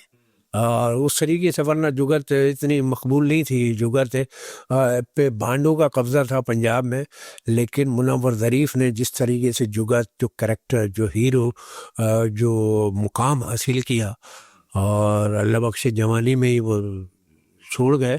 लेकिन उन्होंने बहुत उनके बाद फिर बेशुमार उमर भाई जैसे फनकार और बेशुमार फनकार वो आए, तो मुनव्वर ज़रीफ की तो कोई मिसाल ही नहीं। सही। अच्छा जी, मुनव्वर ज़रीफ साहब या लहरी साहब? लहरी साहब का तो अपना एक मिजाज है। लहरी साहब तो अपने टाइप के एक ही आदमी थे, जो शाइस्तगी से वो जुमला कहते थे, जो अपने ही होते थे, वो फिर और किसी का नहीं। वो शायद मोइन भाई थोड़ा फॉलो करते थे, और जितनी इज्जत मोइन भाई करते थे लहरी की, तो उससे लहरी साहब के मुकाम का पता लगता है। तो लहरी भी एक इज्जत थे, कॉमेडी की इज्जत लहरी साहब एक आइकन है। हाँ। तो लहरी साहब रुकेंगे। ठीक है जी। लहरी साहब या शकील सिद्दीकी? यार सर में दर्द कर रहा है। अब वो मुकाम आ गया जिस मुकाम का मैं वेट कर रहा था। अब इनको पढ़ डालिए हमने, थोड़ा सा मुश्किल करो, और आगे मजीद मुश्किल डलने वाली है। नहीं, इतना 19-20 का फर्क हो तो चल जाता है। 1920 का फर्क आप कर रहे हो, कहाँ लहरी साहब, कहाँ शकील सिद्दीकी। हालांकि वो भी थोड़ा सा टाइप है। शकील सिद्दीकी जिस ढीले अंदाज में पंच लाइन फेंकता है, तो उमर भाई कहता है भाई ये ढीला है, इसको पंच लाइन में कहाँ गिरा देता है और ये कर देता है। तो एक 10% लहरी साहब है शकील में, लेकिन शकील टेक्निकली बहुत अच्छा है। वो मुकाबला करने की सलाहियत रखता है, काउंटर करने की। हाँ, मुकाबला करने की सलाहियत रखता है, और जो ठान लेता है वो किसी भी कीमत में, हर हालत पे वो सरंजाम देता है। और उसने हिंदुस्तान में जितना काम किया, बिल्कुल, और जिस तरह ढीठ बन के काम किया, और वो जो पोजीशन उसने हासिल की हिंदुस्तान में, ये एक शकील की खूबी कह लें आप। वहाँ के आर्टिस्ट ट्रेन कर दिए बाकायदा। वो हमारा जो स्टाइल है यहाँ का, ठीक है, आप हो गए, उमर भाई हो गए, शकील सिद्दीकी साहब हो गए, इन सब लोगों ने वहाँ के लोगों को ट्रेन किया है। शकील का ये है कि शकील तो काम करता ही था, लेकिन ये है कि शकील जो मेरे उसके जो भी मार्केट में इधर आइटम गर्दिश कर रहे हैं, खुद करें नहीं करें, लेकिन वहाँ के जो कॉमेडियन थे उनको वो जुमले दे देता था। बिल्कुल, उनको भी जुमले देता था। तो ये बोल लेना, ये बोल ले, ये बोल ले। अब उनको क्या पता वो सलीम का है या फला का है, फला का है। तो शकील तो इस तरह उनमें जगह बनाने के लिए ये काम भी कर रहा होता था। लेकिन शकील ने जो काम किया हिंदुस्तान में, वो अपनी जगह एक अलग मिसाल है। लेकिन लहरी साहब का कंपेयर नहीं कर सकते शकील सिद्दीकी। शकील ने अपने तौर पे जो भी पोजीशन हासिल की। तो लहरी साहब रुकने, शकील साहब? लहरी साहब, लहरी साहब, लहरी साहब। लहरी साहब या मोइन अख्तर साहब? देखिए, मैं कह रहा हूँ खाली लहरी साहब ये नहीं, एक नाम को दोबारा नहीं लें। मोइन भाई ने जो किया है वो आइंदा सदियों में भी शायद कोई कर सके। बेशक, 1 in a हाँ, billion year। मोइन भाई हालांकि मिमिक्री और एक्शन इससे शुरू हुए थे, लेकिन उमर शरीफ के आने के बाद जिस तरह मोइन अख्तर भाई ने अपने आप को संभाला है और जो होस्टिंग का उनका अंदाज था, जो कैरेक्टराइजेशन उन्होंने की, जो मनवर मकसूद के साथ वेरिएशन दी, वो बेमिसाल है। 300 कैरेक्टर डिफरेंट। oh my यानी God, एक yes. आदमी, मुझे 2 ऐसे लोगों पर हुआ है कि ये धोखा देते हैं, ये जादूगर हैं। एक मोइन अख्तर, जिसके बाद कैरेक्टर देख के मैं पहचाना ही नहीं कि ये मोइन अख्तर हो सकता है, ये कौन आ गया, बाद में पता चला। एक हिना दिल पलीर, जिसको के बाद कैरेक्टर में मैं पहचाना ही नहीं, तो मैं उसको भी जादूगर नहीं करता हूँ। मोइन अख्तर भी जादूगर हैं, जिनके नैमुल बदल कोई नहीं। हालांकि बहुत सारे लोग जो मैंने वेरिएशन दिए हैं देता हूँ, और वो लोग मिसाल देते हैं, लेकिन मैं नहीं कर सकता। मोइन भाई के लेवल तक तो पहुंच ही नहीं सकता ना, जो उनको बारीकियां उनके पास थी। सही। अब जो आखिरी है उसके अंदर मुझे लगता है कि हम दोनों यूनानिमसली हिम्मत हार देंगे, लेकिन फिर भी मैं बोलूंगा राउंड खत्म करने के लिए मोइन अख्तर साहब और उमर शरीफ साहब। इस पे तो मैं साइड में रख रहा हूँ अपना टैबलेट। तो टाइप ऑफ कॉमेडी है। अच्छा, इब्तिदा में जब मैं इस लाइन में आया, 2 ही बड़ी मिसालें थी, एक मोइन अख्तर, एक उमर शरीफ। और मैं दोनों ही नहीं बनना चाहता था, ना मोइन अख्तर ना उमर शरीफ।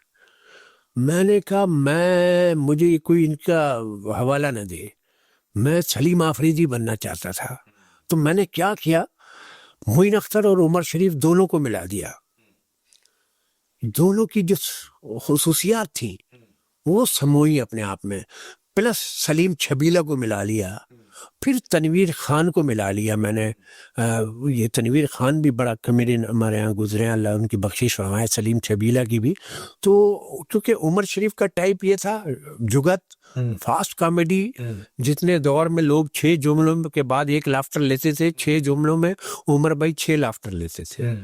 ऐसे मोइन भाई जो वेरिएशन देते थे, जो कैरेक्टर करते थे, जो परफेक्शन मोइन भाई में थी, वो उन्हीं का खासा था।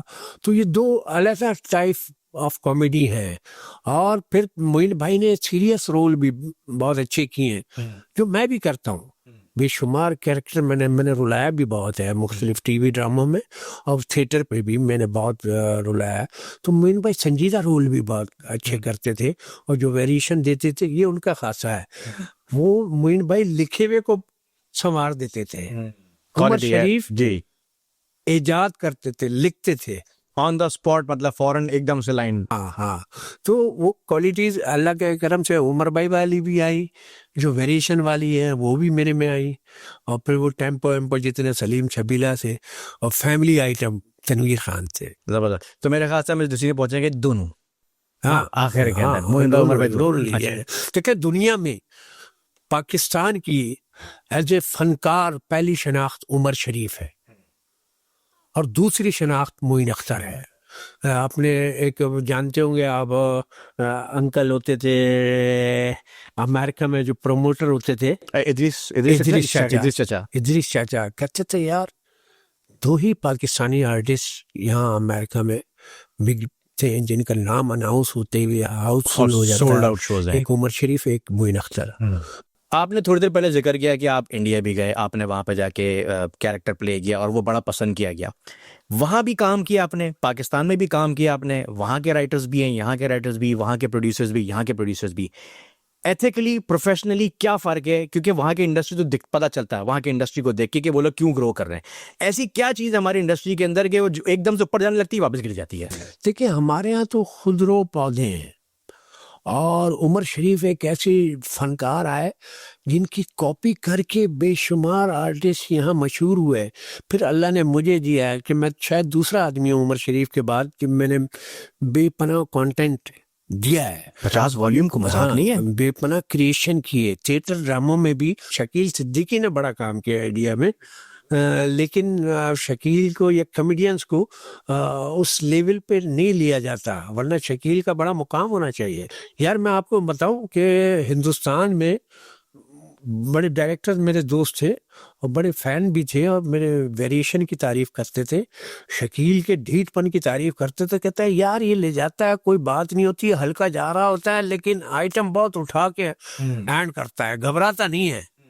उसको पकड़ता है। सिचुएशन जज करके फौरन मोल्ड कर दी एकदम से। उमर भाई में भी ये खासा था कि वो जब तक क्लैप ना हो जाए तो वो फिर छोड़ते नहीं थे बात लगी। अब मैंने बड़े डायरेक्टर्स बड़े मेरे दोस्त थे, मेरी वेरिएशन की बड़ी तारीफ करते थे। जिस तरह मुशर्रफ का मैंने खाका लिखा, टार्जन लिखा और बड़ी काम किए, लेकिन शायद मेरे नसीब में नहीं था उतना। 1 साल मैंने इंडिया में काम किया, क्योंकि फिर वो ताजमहल पे हमला हो गया था, फिर दहशत गर्दी का वाक़यात, रास्ते बंद हो गए।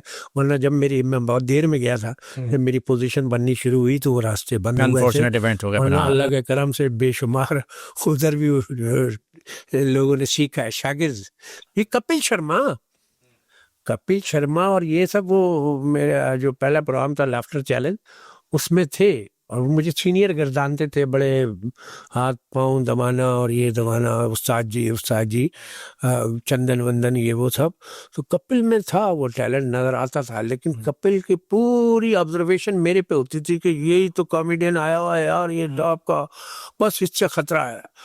तो और मैंने बेशुमार ज़बरदस्त काम किया, तो बोलते थे यार उस्ताद क्या काम किया आपने, ये वो किया बादशूर। लेकिन फिर मेरा कुछ इख्तलाफ हुआ डायरेक्टर से तो मैं उधर से फिर कॉमेडी सर्कस में चला गया। अच्छा, कॉमेडी सर्कस का ये हुआ कि कपिल, वो जब सीजन ख़त्म हुआ तो कपिल शर्मा को कॉमेडी सर्कस सोनी वालों ने कास्ट किया। सही। तो उधर से स्टार वन वालों ने केस कर दिया कि ये हमारे पास एग्रीमेंट में ये तो नहीं कर सकता। हालांकि वो 2-1 रिहर्सलें भी कर चुका था। फिर इमरजेंसी में मुझे बुलाया गया यहाँ से, अच्छा, कि आप आओ। मतलब कपिल शर्मा को साइड में करके उन्होंने बोला कि जी वी वांट सलीम अफरीदी, क्योंकि वो केस होने का खतरा था। तो फिर मुझे बुलाया, पासपोर्ट 2-3 दिन में उन्होंने वीज़ा लगवा के मुझे बुलाया। फिर कपिल शर्मा का ने जो इब्तिदाई स्क्रिप्ट लिखा था वो मुझे थमाया, ये यार ये कपिल था, कपिल की उसमें वो पोजीशन तो नहीं थी, स्क्रिप्ट राइटर्स थे सारे, लेकिन ये स्क्रिप्ट है जो कपिल ने किया था, ये रख लो और आप बनाओ। और आपका हमने यूट्यूब पे, जब मुझे पता भी नहीं था कि यूट्यूब पे मैं कितना हूँ, ये आइटम देख कर आपको बुलाया है। तो वो कपिल शर्मा के उसी आइटम को मैंने आगे बढ़ाते हुए अपने पाकिस्तानी स्टाइल में और कंटेंट डाल के वो मैंने किया, और पहली शो में वो तूफान मच गया था, जबरदस्त। लेकिन ये कि बदकिस्मती ये है कि वो फिर ताजमहल पे हमला हुआ, वो सीजन खत्म होटल हुआ ताज जो था उनका। और ये भी मैं बता दूं, एक ये जो कपिल शर्मा शो कर रहा है, ये शकील सिद्दीकी शो करना था। हाँ, और ये सोनी का प्रोग्राम था, और शकील सिद्दीकी और मैं और एक आध और पाकिस्तानी आर्टिस्ट, हमने जाके यहाँ आए पाकिस्तान 4 दिन बाद जाके मैंने लिखना था वो। सही। और शकील ने वो होस्टिंग करनी थी और मैंने कैरेक्टर करने थे। कैसी बात है, सीखा हमसे उमर शरीफ, अमानुल्लाह से बड़ा मुतासिर है। अमानुल्लाह बहुत बड़ा पाकिस्तान, बहुत बड़ा आर्टिस्ट, बहुत बड़े आर्टिस्ट पाकिस्तान के। बुनियादी तौर पे ना बड़ा पंजाब के जो कल्चर है उस हवाले से कॉमेडी का बेताज बादशाह, अल्लाह उसकी बख्शिश फरमाए। तो मैं हिंदुस्तान में वो अमानुल्लाह भी गए, और फिर उमर भाई एक शो में जज बन के गए। तो उन्होंने कहा अमानुल्लाह ये कंपटीशन में हिस्सा नहीं लेंगे, ये तो लीजेंड आदमी है यार, इनको तो एजाजी तौर पे परफॉर्म कराओ, आप कंपटीशन से हटे हुए हो। जी जी बिल्कुल, आप तो हो ही नंबर 1 सदा के। ये उमर भाई ने कराया और ये उमर भाई की बात बहुत अच्छी लगी थी। बिल्कुल। हिंदुस्तान में मेरे 2 कैरेक्टर तो गोविंदा ने किए हैं फिल्मों में। अच्छा, पारिश रावल ने कैरेक्टर एक किया है। कौन सा कैरेक्टर? शाहरुख खान ने एक फिल्म में मेरे डायलॉग बोले। वही गोविंदा की वो फिल्म है, वो नाम तो मुझे याद नहीं रहते। हम दिल दे चुके सनम, ये पता नहीं, बड़ी मशहूर फिल्म है जिसमें गूंगे और बहरे की स्टोरी का कुछ हिस्सा शाहरुख खान ने बोला है। और पारिश रावल ने भी किसी गोविंदा की भी फिल्म मैंने वो देखा है, जो बच्चे के रोल मैंने यहाँ तो कई ड्रामों में किए हैं, वो गोविंदा ने किए। तो ये सारे फ़ैन और दीवाने रहे हैं हमारे। तो हकीकत यही है कि पाकिस्तानी कॉमेडियंस ने कॉमेडी करना सिखा दिया। हिंदुस्तान पाकिस्तान में फ़र्क क्या है, यहाँ जो महिला कॉमेडियन है उनकी स्क्रीन पे आके भी वो सुथरा लग रहा है, क्योंकि वो ग्रूमिंग कर रहे हैं। वो 30,000 रुपए का सूट पहना रहे हैं, उसको औरंगी टाउन के या कोरंगी के किसी दूर दराज इलाके के मेले कॉमेडियन को, या मलीर के खोखरापार के किसी कॉमेडियन को जिसकी शक्ल पे धूप और मिट्टी की तह यहाँ जमी होती है, उसको वहाँ नहला धुला के ग्रूमिंग करके स्टार बना के प्रेजेंट किया जा रहा है। 25-30,000 रुपए का सूट पहना के, और वो जब पेश कर रहे हैं तो यहाँ के जो जूनियर आर्टिस्ट हैं वो भी हीरो बना के पेश किया। और जूनियर आर्टिस्ट काम किसका कर रहा है? सलीम आफरीदी का। यानी मेरे बेशुमार आइटम्स हैं जो हमारे जूनियर्स ने करके वहाँ मकबूलियत हासिल किए, पहले जोड़ी में किए, सिंगल में किए, और ये भी एक काम है। सही, क्योंकि मैं इस पॉइंट पे आने वाला था, जो आपने पॉइंट टच किया उसी पे सवाल मेरा एक उसी पे थोड़ा टच किया आपने, कि पहले कॉमेडी जो थी हमारी पाकिस्तान में, कॉमेडी बिल्कुल आपके मैसेज के लिए कंसिडर की जाती थी। एलिट्स हमारे कॉमेडी से भागते थे, हमारी स्टेज ड्रामों से, वो समझते कि नहीं यार ये बहुत कुछ चीप सीन है। लेकिन वही सेम हमारा स्टाइल, जैसे आपने बताया कि इंडिया में गया है और उनको स्टार बना के प्रेजेंट किया गया, अब हमारे वही हमारे leads, oh my god Kapil is so fun, जबकि आइटम सारे वो हमारे हैं। आप लोगों के आइटम है, पाकिस्तान के आइटम है वो सारे जितने भी हैं वो। मैं आपको बताऊं, पाकिस्तान हिंदुस्तान में फर्क है, हम बड़ी क्लासेस में खो गए। इलियट अलहदा और फिर मासेस अलहदा, और दो सबका एक अलग आर्ट, एलियट का आर्ट अलग है, मासेस का आर्ट अलग है, के इस पार अलहदा जी। और ये बड़ा डिफरेंस पैदा हो गया पाकिस्तान में। आपको मैं बताऊं, W11 मेरा टाइटल हमेशा से रहा है। बिल्कुल आपकी आईडी पहचान है। और मैंने जब अपना चैनल भी यूट्यूब चैनल बनाया तो W11 बाई सलीम आफरीदी, लेकिन फिर मुझे वो क्लास ही नहीं देते। यानी डिफेंस और इधर के शोज में मुझे बुला ही नहीं रहे, बड़े इंग्लिश ऑर्गेनाइजर बुला ही नहीं रहे। W11 एक लोकल आदमी, वो ही नहीं देख रहे, यही तो तालीम याफ्ता है, यही तो पर्सनैलिटी वाला है। लेकिन वो नहीं, W11 की एक छाप लगा दी मेरे पे, ये लोकल बस अल्लाह वाले से कीमाड़ी वाला। तो फिर मैंने अपने चैनल का नाम बदला, और इसलिए मुझे खुशी है कि आपने W11 रखा, और जिस एंगल से रखा है इंशाल्लाह ताला आप बहुत तरक्की करोगे। नहीं, आपकी दुआएं चाहिए और ब्लेसिंग्स चाहिए हमें इसके लिए, क्योंकि आप उस्ताद हैं हमारे। हिंदुस्तान में ये फर्क नहीं है, वो आर्ट को आर्ट के तौर पे लेते, कोई भी कर रहा हो। हाँ, वो किसी भी लेवल पे। अब थोड़ा सा इंग्लिश, पढ़े लिखे लोग, बड़े बाशऊर लोग भी हैं इंग्लिश में, तो कुछ और एंगल भी आया है। बड़ा पढ़े लिखे लड़के भी आए हैं इंग्लिश में, जो आधी उर्दू आधी इंग्लिश में कॉमेडी कर रहे हैं, बोल्ड भी कर रहे हैं। सब वहाँ सब कुछ चलता है। वहाँ वो क्लास का फर्क अभी भी नहीं आया है, गरीब को इतना हल्का नहीं ले रहे वो। सही। और वहाँ जो आबादी है और जिस तरह के लोग हैं, मिडिल क्लास भी हैं, अपर क्लास भी हैं, लेकिन सब एक ही क्लास में, एक ही रास्ते पे चलते हुए चले जा रहे हैं। वतन से मोहब्बत भी बेपनाह कर रहे होते हैं वो लोग। और लेकिन हमारे यहाँ क्लास पुल के उस पार वाले और इस पार वाले, ये डिफरेंस ने मार दिया हमें। सबसे पहली जो W11 पाकिस्तान से बाहर बनी है, उसके पीछे आपका किरदार है। मैं जानना चाहूंगा क्या स्टोरी थी उसकी। दुनिया भर की यूनिवर्सिटीज में एक डिपार्टमेंट है ट्रांसपोर्ट कल्चर के हवाले से। तो वो कॉमनवेल्थ गेम हो रहे थे ऑस्ट्रेलिया में, तो मेलबर्न में मेरे ख्याल से वो हो रहे थे, तो वहाँ ट्राम चलती हैं। तो एक ट्राम को W11 का रंग दिया गया है। सही। और उसके लिए वो वहाँ से वो प्रोफेसर यहाँ आया, यहाँ की यूनिवर्सिटी से रब्ता करके, यहाँ से मैं उन दिनों अमेरिका गया हुआ था शोज़ करने के लिए, तो वो यहाँ से कारीगर लेके गया W11 के।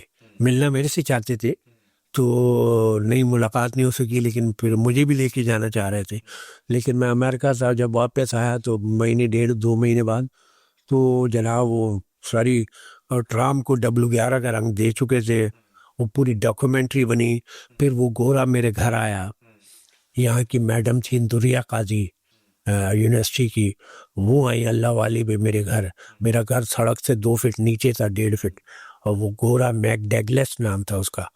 तो वो आया, मुझे एजाज़ी तारीफ़ी सर्टिफिकेट दिया, पूरे वो डॉक्यूमेंट्स दिए वो डॉक्यूमेंट्री के, और फिर कहने लगे इसकी हम ओपनिंग कर रहे हैं डॉक्यूमेंट्री की, तो आप आए। तो मैं उस तकरीब में गया, बड़ा ऑनर दिया मुझे उसने।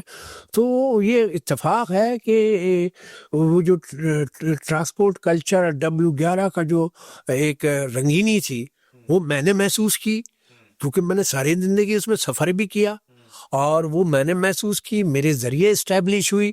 तो आज जनाब दुनिया भर में, इंग्लैंड में भी W11 कोई हर जगह चल रही है, आइकन है, और कहीं ना कहीं दुबई में इधर उधर। तो ये अल्लाह का करम है। लेकिन ये जो जितनी W11 पर डॉक्यूमेंट्री हमारे चैनल से बनाई है ना, उन्होंने कभी मुझसे रब्ता, यानी गोरा आके मुझसे रब्ता कर रहा है, लेकिन जियो ने डॉक्यूमेंट्री बनाया, किसी ने मेरा जिक्र तक नहीं किया है। और कई चैनल ने और कई लोगों ने डॉक्यूमेंट्रीज बनाई W11 ट्रांसपोर्ट कल्चर के हवाले से। तो हैरत है कि उन्होंने मुझसे रब्ता करना ज़रूरी नहीं समझा। और एक गोरा ऑस्ट्रेलिया से आ रहा है, वो भी प्रोफेसर, तो ये बड़ा वो ऑनर, रिकॉग्नाइज करा है कि W11 पे आपकी खिदमत हैं उस ये चीज़ के बड़ी लिए। ऑनर की बात है। मेरे नाम से उन्होंने टिकट भी उस ट्राम की छापे जिसमें सिख भी सफ़र कर रहे हैं, गाने भी बज रहे हैं, वही मेरी कैसेट बज रही है। और ये पाकिस्तान के 3 आर्टिस्टों को ये ऑनर हासिल है ट्रांसपोर्ट कल्चर के आर्टिस्ट का, यानी ट्रांसपोर्ट का आर्टिस्ट, सही। रोड का शहजादा। जैसे एक अताउल्ला, एक मैडम नूरजहां और तीसरा मैं।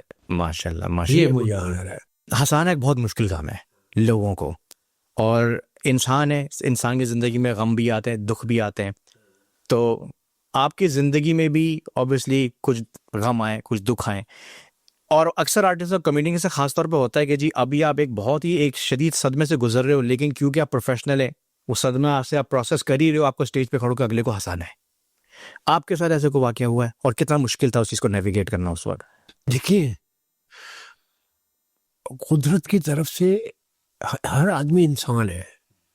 बादशाह भी इंसान है, जॉर्ज सदर है वो भी इंसान है, जो जनरल है वो भी इंसान है, जो वजीर आजम है, जो सुपर स्टार है, जो लौत फतेह अली खान है, जो आतिफ असलम है, सब इंसान है। कॉमेडियन उमर शरीफ, आमिर लियाकत, आप इनकी मिसालें देख लें।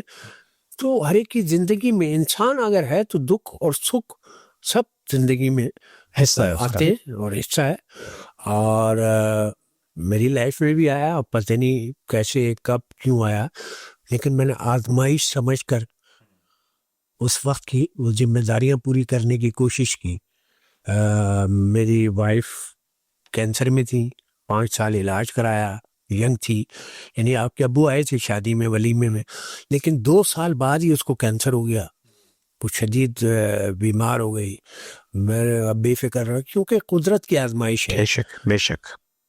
उससे ये जिम्मेदारी कुदरत ने दी है कि आपके साथ जो शख्स जुड़ा हुआ है, अगर उसको आपको ज़रूरत है तो मैंने पूरा साथ दिया। मैंने प्राइवेट इलाज कराया, सुपर हिट नया नया स्टार बना हुआ था, पैसे भी थे, सब कुछ थे। मैंने 5 साल में 3 दफ़ा उस पर कैंसर का हमला हुआ, और मैंने इसी शोबिस से कमाया, सब प्राइवेट इलाज कराया।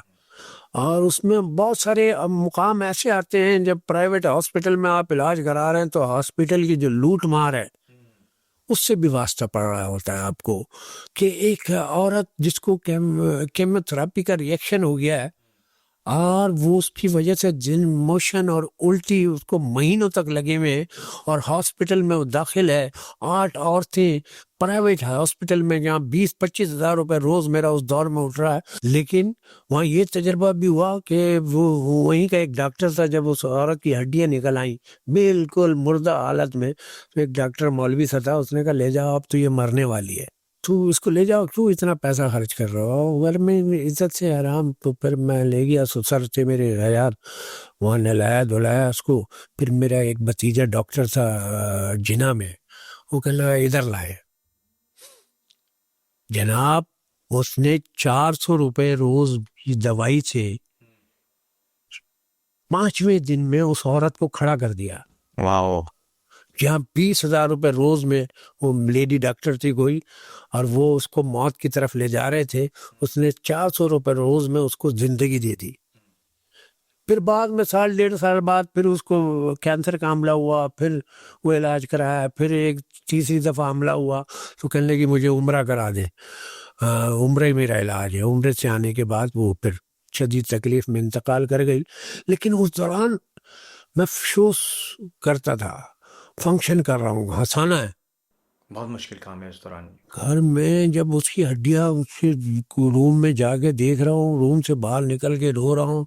फिर जब कमाने जा रहा हूँ तो एक रेजिस्टेंस मेरे दिमाग में है कि मेरे चेहरे पे मुझे हंसाना है, दुख और तकलीफ का कोई एहसास ना हो, ऑडियंस को पता भी नहीं लगना चाहिए। एक दफ़ा पता, मैं लोगों को मना कर देता, घर का मेरी बीवी का जिक्र नहीं करना, आप स्टार की तरह जिस तरह बुलाते हो उस तरह बुलाओ, मैंने हंसाना है, और ना मेरे जाने के बाद करना। लोग बिला वजह की हमदर्दी, ये मेरी जिम्मेदारी है तो मैं पूरा करूँगा, हंसाना मेरा। तो मैंने उस दौरान ज़्यादा हंसाया है, ओवर हंसाया है, अपना दुख गम छुपा के, ओ तूफान फुल चिचोर पान और ये नोट लिया ये यानी रात भर कमाता था, सुबह गड्डी लेके हॉस्पिटल जाता था, वहाँ खर्च कर देता है। मेरी बीवी बहुत कॉन्फिडेंट औरत थी, उसने अपना ट्रीटमेंट, पढ़ी लिखी, इंग्लिश और लंबी चौड़ी खूबसूरत औरत थी और बहुत कॉन्फिडेंट औरत थी। 2 बेटियां, एक थी मेरी, और उसने अपना इलाज खुद किया। वही मेरा वो कहती थी आप मेरा कॉन्फिडेंस है, आप साथ हैं, मुझे कोई गम नहीं है। मैं कहता तूने मुझे जो कॉन्फिडेंस दिया है वो बेमिसाल है। तो मैंने कभी, क्योंकि अल्लाह मियाँ की दी हुई आजमाइश थी, तो मैंने सब्र भी किया और जिम्मेदारी भी पूरी की। तो ये जो आजमाइशों वाले दुख होते हैं ना, ये दुख नहीं देते, लेकिन जो लोग अपने धोखे के साथ, अपने झूठ के साथ और अपनी बेईमानियों के साथ, अपनी वादा खिलाफियों के साथ धोखे देते हैं ना, या झूठे इल्ज़ाम लगाते हैं, वो दुख देते हैं। वरना अल्लाह की तरफ से जो आजमाइश है वो मैंने खुश दिली से कबूल किया। मेरी माँ भी कैंसर से इंतकाल हुआ, मेरे वालिद साहब का भी। मेरी माँ ने 3 साल, बहुत अजीम औरत थी वलीउल्लाह की तरह, और 3 साल उसका गले का कैंसर था, उसके हलक से एक पानी का कतरा नहीं उतरा 3 साल। उस दौरान मेरी जो आखिरी बहन की छोटी बहन थी, उसकी भी शादी की। शादी के बाद फिर वो अपनी मर्जी से, वो कहते थे रमज़ान आ गए थे, रमज़ानों में नहीं मरना चाहिए, तो फिर वो चांद रात को जब चांद दिखा है, उसके उसी दिन मुझसे खिदमत ली है उन्होंने और मुझसे कहा मैं जा रही हूँ। मैंने कहा हाँ माँ ने प्यार व्यार किया, मैंने निबुलाइज किया, सारी खिदमत की। वो पेट से ग़िज़ा खाती थी या नलकी से उनकी ग़िज़ा। वो पहली दफ़ा मैंने उभरी, क्योंकि मुझे तकलीफ़ होती थी वो सुराख देख के और ये देख के और देख के। तो मैं रिहर्सल पे गया हूँ, वहाँ फ़ोन आया कि वालदा का इंतकाल। तो चाँद देख के उनका इंतकाल हुआ है। रमज़ानों में नहीं मरना चाहती थी, ये बेटर तकलीफ़ होती है रोज़ेदारों को आने में, घर वालों को भी। तो ईद वाले दिन उनको दफनाया है। तो ये सब चीज़ें, ये सब ज़िंदगी का हिस्सा है, इंसान की ज़िंदगी के दुख तकलीफ़ें ये सब हिस्सा हैं, और जो अल्लाह की तरफ से दी हुई आजमाइश है उसे खुश दिली से पूरा करना चाहिए। हम भी किसी ने नहीं रहना, फ़नकार जितना बड़ा हो, और लोगों को दुख तकलीफ़ नहीं देना चाहिए, लोगों के लिए आसानियाँ करना चाहिए। मेरा ज़िंदगी का मोटो हमेशा से रहा है कि दूसरों के लिए आसानियाँ पैदा करो। बिल्कुल, अल्लाह फिर आपके लिए आसानी पैदा अल्लाह ने करे। ऐसी आसानियाँ की है कि मेरे जैसे शर्मीला आर्टिस्ट, यार कोई आर्टिस्ट बन सकता है जो ना सिफारिश को मानता हो, ना अपना हक किसी से मांग सकता हो, ना किसी को कह सकता हो, ना किसी के आगे हाथ फैला सकता हो। मेरे जैसा आर्टिस्ट नहीं बनता। किसी ने मुझसे पूछा कामयाबी का फार्मूला क्या है, मैंने कहा सखी बन जाओ। किसी भी शोबे में कामयाब होना है, जिंदगी में कामयाब होना है, सखी बन जाओ। मैं बिजली का काम करने गया, पहले दिन मेरे उस्ताद ने मुझे बोर्ड खोदने के लिए दे दिए, लाइनें पाइप डालने, कंसील वायरिंग फैशन चला हुआ था। मैंने पूरे बंगले की, छोटा सा 17 साल का लड़का, और पूरे बंगले का एक ही दिन में 4 घंटे में मैंने वो वायरिंग खोल दी। मेरा उस्ताद हैरान रह गया।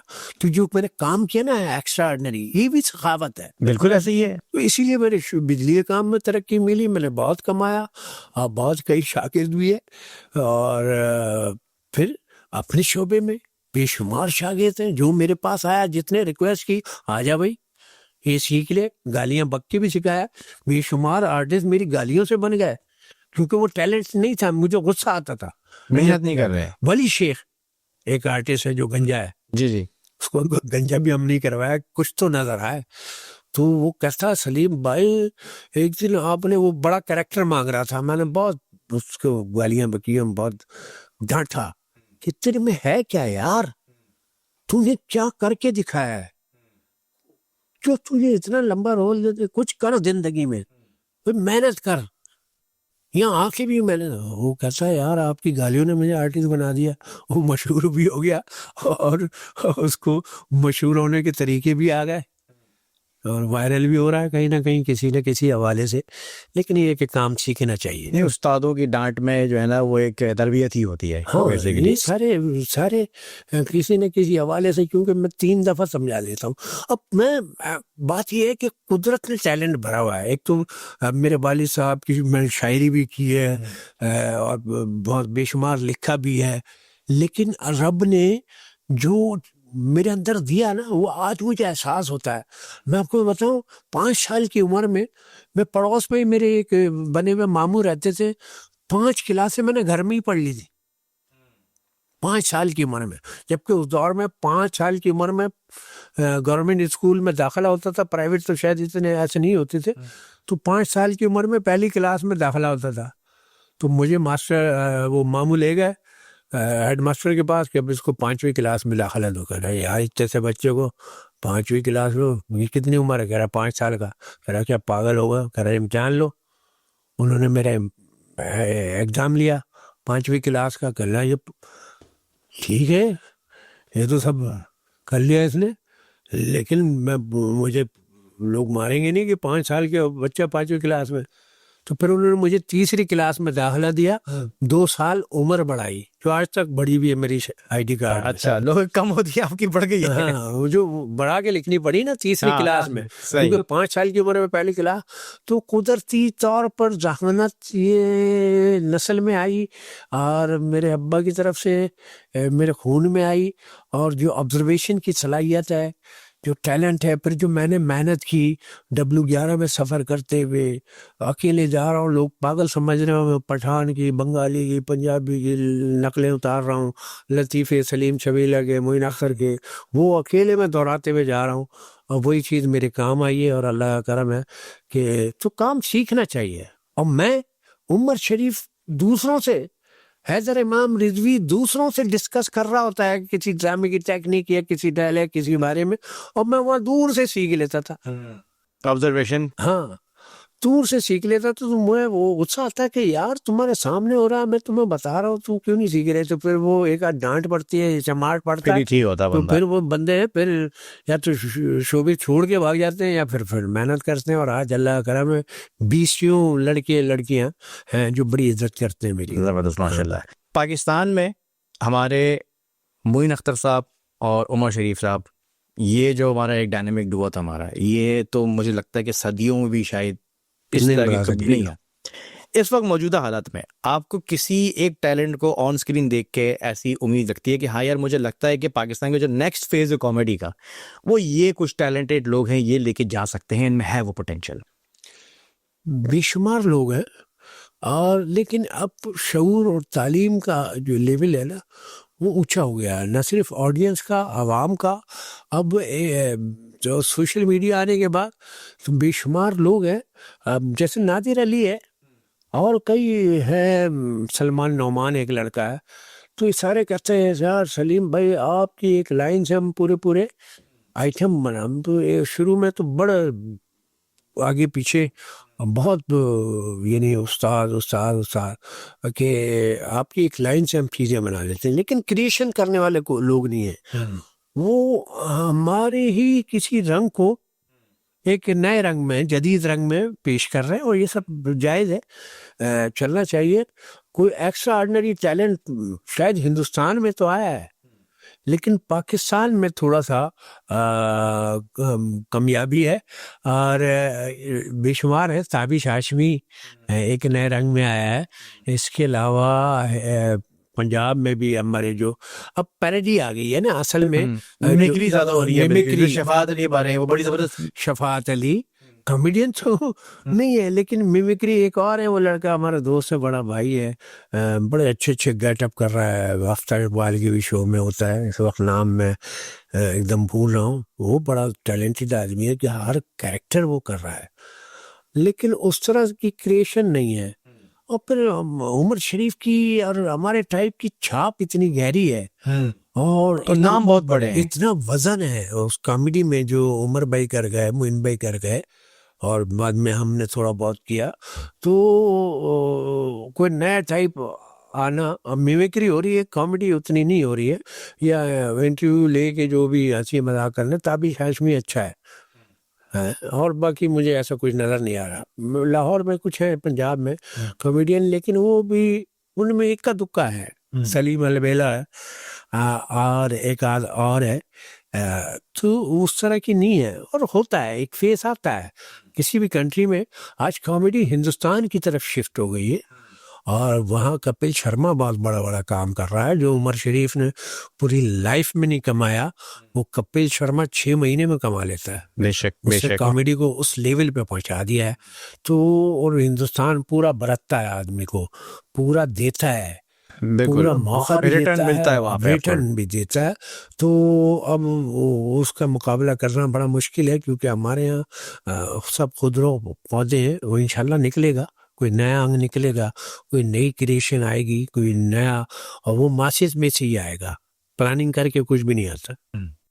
जाने से पहले आपके लिए 2 छोटे छोटे तोहफे हैं जो हम हमारे ट्रेडिशनल, वो मैं आपको देना चाहूँगा।